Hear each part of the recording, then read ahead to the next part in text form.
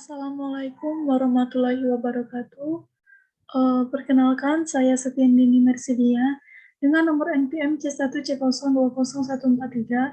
Di sini saya akan menjelaskan mengenai pendapatan kontrak konstruksi.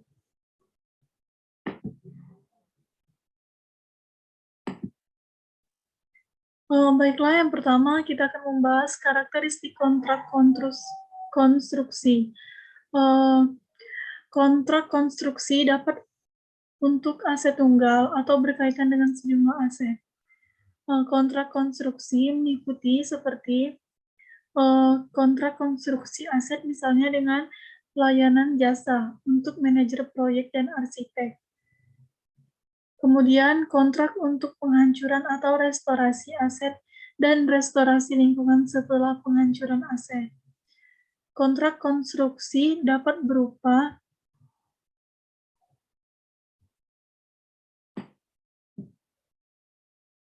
kontrak harga tetap, kontrak biaya plus. Dalam kenyataan jarak, suatu kontrak yang dapat disepakati sejak awal, nilainya akan tetap karena peminta jasa biasanya banyak.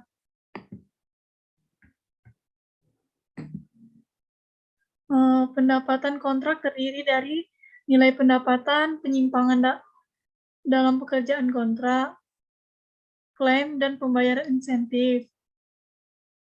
Penyimpangan kontrak, bentuk penyimpangan kontrak adalah suatu instruksi yang diberikan pelanggan mengenai perubahan dalam lingkungan pekerjaan yang akan dilaksanakan berdasarkan penyimpangan dimasukkan ke dalam pendapatan kontrak. Jika kemungkinan besar pelanggan akan menyetujui penyimpangan dan jumlah pendapatan yang timbul dari penyimpangan tersebut, dan jumlah pendapatan dapat diukur secara handal. Ini masuk ke klaim. Klaim merupakan jumlah yang diminta kontraktor kepada pelanggan atau pihak lain sebagai penggantian untuk biaya-biaya yang tidak termasuk dalam nilai kontrak. Dalam pengukuran pendapatan dari klaim ini mengandung ketidakpastian dan tergantung pada hasil negosiasi. Klaim juga dimasukkan ke dalam pendapatan kontrak jika negosiasi telah mencapai tingkat akhir, sehingga kemungkinan besar pelanggan akan menerima klaim tersebut, dan nilai klaim yang kemungkinan besar akan disetujui oleh pelanggan dapat diukur secara handal. Sini ada pembayaran insentif. Pembayaran insentif adalah jumlah tambahan yang dibayarkan kepada kontraktor apabila standar-standar pelaksanaan yang telah disepakati telah terpenuhi atau dilampaui. Misalnya, pembayaran karena penyelesaian yang lebih awal dari suatu kontrak. Nah, pembayaran insentif dimasukkan dalam suatu pendapatan kontrak jika kontrak tersebut cukup aman sehingga kemungkinan besar pelanggan memenuhi atau melampaui standar pelaksanaan. Dan juga jika jumlah pembayar insentif dapat diukur secara handal.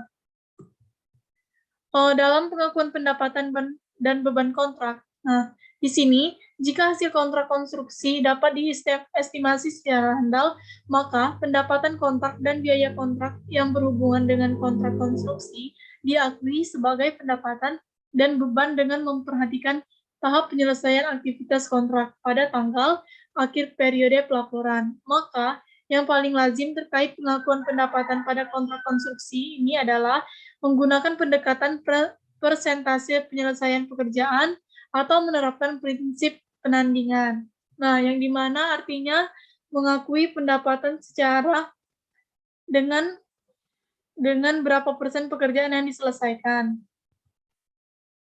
Nah, di sini metode akuntansi untuk kontrak konstruksi jangka panjang. Di sini ada dua metode akuntansi untuk kontrak konstruksi jangka panjang. Yang pertama, metode persentase penyelesaian pekerjaan, yang dimana kita akan mengakui pendapatan seiring dengan berapa persen pekerjaan yang sudah diselesaikan.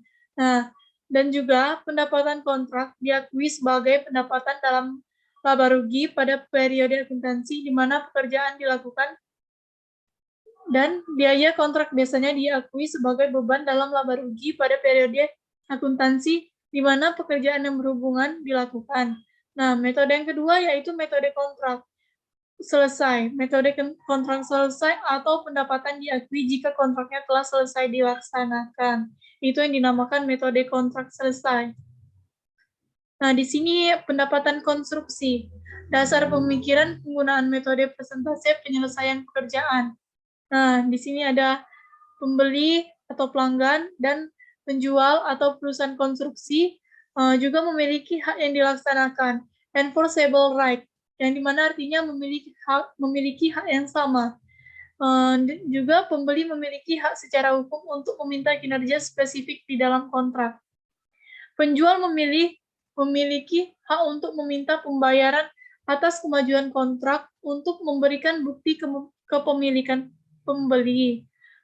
Terakhir, jika hasilnya penjualan berkelanjutan terjadi sementara pekerjaan berlanjut, dan entitas harus mengakui pendapatan sesuai dengan kemajuan pekerjaan tersebut. Metode persentase penyelesaian pekerjaan. Dalam perusahaan, menggunakan suatu metode persentase penyelesaian pekerjaan jika semua kondisi berikut terpenuhi. Yang pertama, dengan kondisi jumlah pendapatan kontrak dapat diukur dengan andal. Yang kedua, ada kemungkinan manfaat ekonomis terkait kontrak masuk ke perusahaan. Yang ketiga, jika biaya kontrak sampai selesai dan tingkat penyelesaian pada akhir periode pelaporan dapat diukur dengan andal.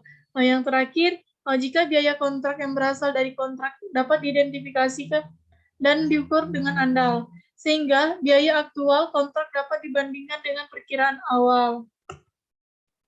Ini slide terakhir menjelaskan tentang perhitungan pendapatan yang diakui persentase penyelesaian. Yang dimana yang pertama di sini kita menentukan berapa persentase penyelesaian pekerjaan dengan cara biaya yang sudah dikeluarkan sampai tanggal pelaporan dibagi dengan berapa biaya atau total biaya yang diestimasi untuk menyelesaikan pekerjaan selanjutnya dikali 100%.